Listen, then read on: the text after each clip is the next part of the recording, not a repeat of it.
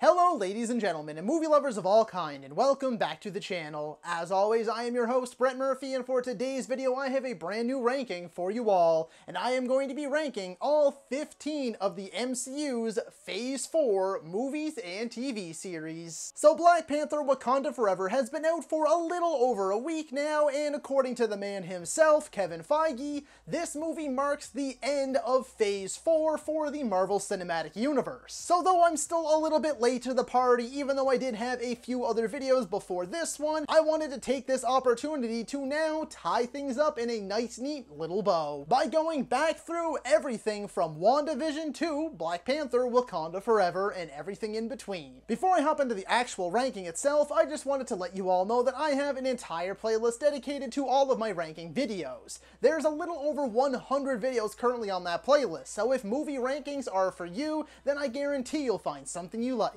And so without further ado, let's hop right into things. Number 15, She-Hulk.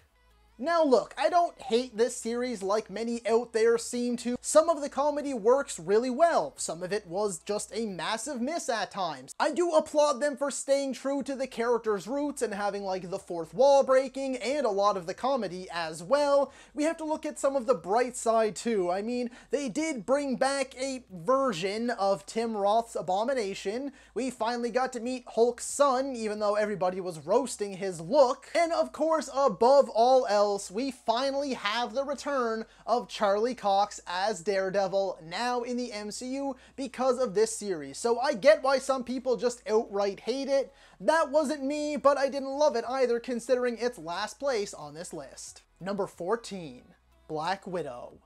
This one, unfortunately, is just a victim of too little too late. Regardless, I'm very, very mixed on this one. I love ScarJo, of course. I loved Yelena Belova, played by Florence Pugh. I loved David Harbour as Red Guardian. I loved Rachel Weisz in this as well. I think her character's name was Melina. And that family dynamic, that family element at the center of the movie is by far the best part of the movie. Some of the Black Widow program stuff is pretty cool, and I like some of the backstory stuff, but Taskmaster and Dreykov were both massive letdowns as villains, and the action was pretty underwhelming because it was very CGI heavy. So it has its positives, it has its negatives. I really wish it would have came out when it's actually set, because it did just feel like an afterthought by the time we finally got it.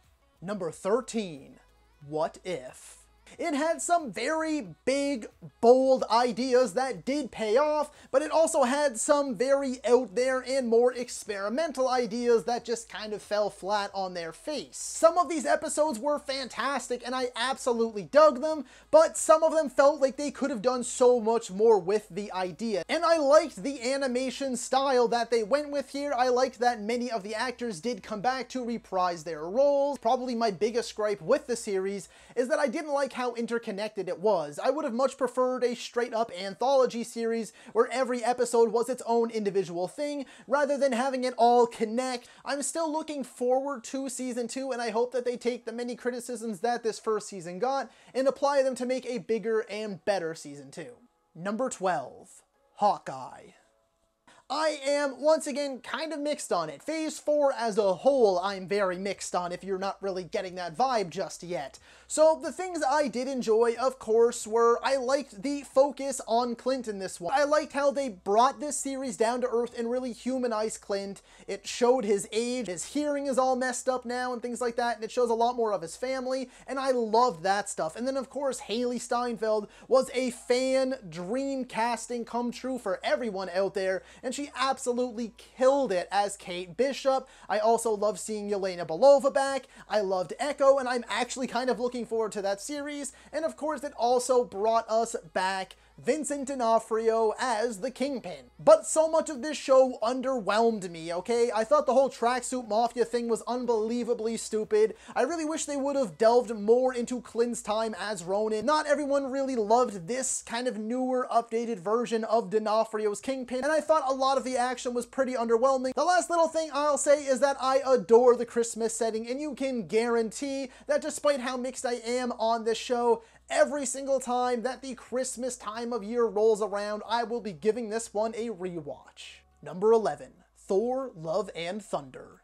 I had incredibly high hopes, and maybe that's why I was so disappointed with certain elements of this movie. The positives, of course, Chris Hemsworth always does his job and does it well when it comes to playing Thor. I thought that Christian Bale was superb as Gore the God Butcher. I just wish we had a lot more of him. And I also thought that Natalie Portman's return, this time as the almighty Thor, was truly magnificent. Now, the things I didn't like about this movie. I thought that the story was a little lackluster. I thought many of the visuals were very hit or miss. The goats were just annoying as hell. Much of the comedy missed for me. The fight scenes were pretty cool and I enjoyed those, and there were just some cheesy moments and some cringy moments and just a lot of misses in this movie for me.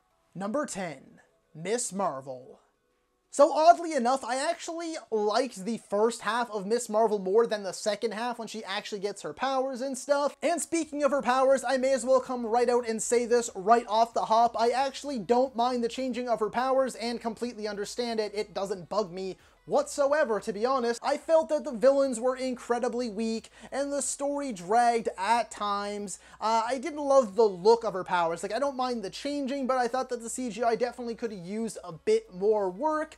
But really, aside from that, I loved many elements of this. I thought Iman Vellani was born to play Kamala Khan. I loved the home life stuff with her family. I loved the school stuff with her friends. I loved the exploration of the Pakistani culture. But I had a pretty damn good time, and I consider it to be, well, you know, one of the better series that the MCU has offered so far. Number 9, The Falcon and the Winter Soldier.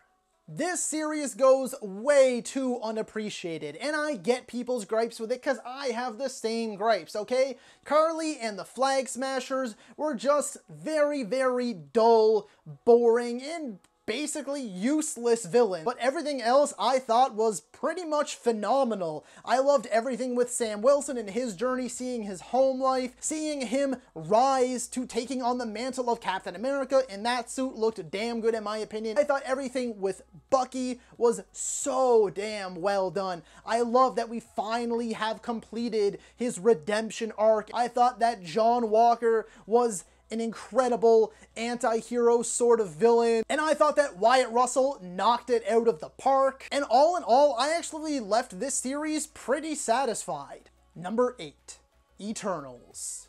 Yep, bet you weren't expecting that one. Most people are probably going to have Eternals in their very dead last place, and that's totally cool. And even though it's in this 8th place spot, that I really do love this movie, and I thought it was great. Yes, it's a little bit too long. Yes, they did waste Bill Skarsgård as the villainous crow. Yes, there are some things that don't make sense, but aside from that, this movie, if you ask me, was just flat out superb. From top to bottom, I thought the performances were outstanding. I love how each Eternal has their own unique powers. I think this is by far the best looking MCU movie we have gotten to date. Chloe Zhao directed the hell out of this movie. At the end of it all, I thought this movie was marvelous. Oh, and extra special shout out to Ramin Djawadi, whose score for this movie was spec-freaking-tacular. Number 7, Moon Knight. This one actually started off pretty slow if you ask me, but once it sort of hit that halfway point and things started to get revealed, I fell in love with it. I think that episode 5 of Moon Knight may possibly be one of the best things that the MCU has ever done. It is my favorite episode of any of the MCU shows up to this point. This series has the action, it has the emotion, it has the comedy. Oscar Isaac gives it his absolute all. I thought that Ethan Hawke was an unbelievably underrated villain, and I loved him as Harrow. I loved the exploration of Egypt in Egyptian mythology. I love the way that this series ended with that massive twist, and I have high hopes for the future of this character. And I loved May Kalamawi as Layla, who later turned into the Scarlet Scarab, and I also hope to see so much more of her in the future as well. Number 6, Shang-Chi and the Legend of the Ten Rings. I have very few gripes with this movie. It is pretty much awesome from the beginning to the very end of the credits. My only real gripes are the return of Trevor Slattery. I think he definitely overstayed his welcome and his little companion. And it sucks that the final fight had to be this giant CGI dragon fight. I would have much preferred the final fight be the emotional, hard-hitting fight between Shang-Chi and his father. That was way better if you ask me. And I also feel that they massively wasted Death Dealer. But aside from all that, Simu Liu could not have been more perfectly casted, and he could not have possibly delivered any better. Tony Leung, immediately as the real Mandarin, just skyrocketed to the top 10, possibly the top 5 villains in the MCU. Not all of the comedy worked, but the movie looked stunning, it looked incredible, and all of the fight scenes were so well choreographed. This movie was everything I was hoping for, and then some. Are you looking for the perfect gift for the movie lover in your life, or maybe you just want to treat yourself? Then look no further than the most unique piece of movie art you could possibly have with Movie Palette. Visit moviepalette.com right now and use code BAM15 at the checkout for 15% off your order. And now, back to the video. Number 5, WandaVision. So despite this one kicking off our top 5, there are a few gripes I have with it. I get that most people set themselves up for failure with so many theories, but they definitely did set themselves up. You know, you had the whole astrophysicist thing or whatever, and then you brought back Evan Peters as Quicksilver, and a lot of that just went nowhere. I personally do not care for Agatha Harkness as a villain whatsoever, and the finale, all in all, was a bit of a disappointment if you ask me. There were some like Spy Kids-esque cringy moments in there, but this series is by far the most experimental that the MCU has ever done. I love seeing all of Wanda's past, and friggin', oh my god, Elizabeth Olsen couldn't have done any better. I loved this series' exploration of loss and grief and just trauma and all of that. It was so expertly done and well executed. I loved Paul Bettany with this, and once again, his chemistry with Elizabeth Olsen was just on point. And this series just did a lot right for me. It was weird, it was quirky, it was wacky, it was fun, and I loved it. Number 4, Loki. I really dug this one, and I didn't expect to. I thought that Tom Hiddleston and this character had run their course, but boy, oh boy, was I wrong, because I adored this series from the first episode to the last. It's set up so big for the rest of the MCU and everything else that came after it. Visually, I thought it was impeccable. I loved Sylvie. I loved having Mobius in here too. I thought there were very emotional, deep-cutting moments that I was truthfully not expecting at all. And it was just so much bigger and bolder and funnier and charming than I ever expected it to be. Number 3, Doctor Strange in the Multiverse of Madness.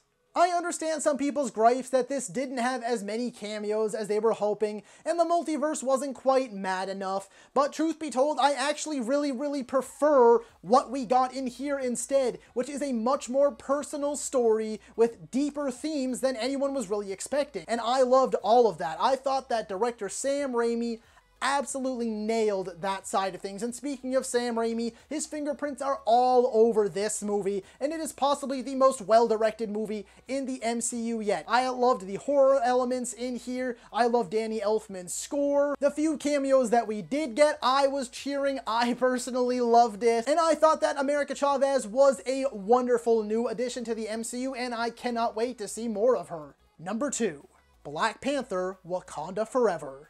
This movie is just bloody brilliant. It is big, it is bold, it is grand, it is epic, it is emotional, it is elegant, it is powerful. I loved this movie. I have a few tiny little nitpicks. I thought, just like the first Black Panther, the CGI was a little hit or miss. I thought that the runtime could have been tightened up ever so slightly, and I thought the subplot with Everett and Val was shaky. The rest, however, I just simply was blown away. When I left the theater, I was at a loss for words. I was just completely stunned by how much I loved this. Like, it was almost completely flawless, the way that they handled Chadwick's passing, what they did with T'Challa in this story, Shuri's journey that she goes on, Okoye's journey, Angela Bassett, my god, like, give this woman her Oscar. Some of the best, most impactful scenes in the MCU so far. Namor was just, he perfectly threaded that line between hero and villain. I thought that the action was very well shot, very well choreographed,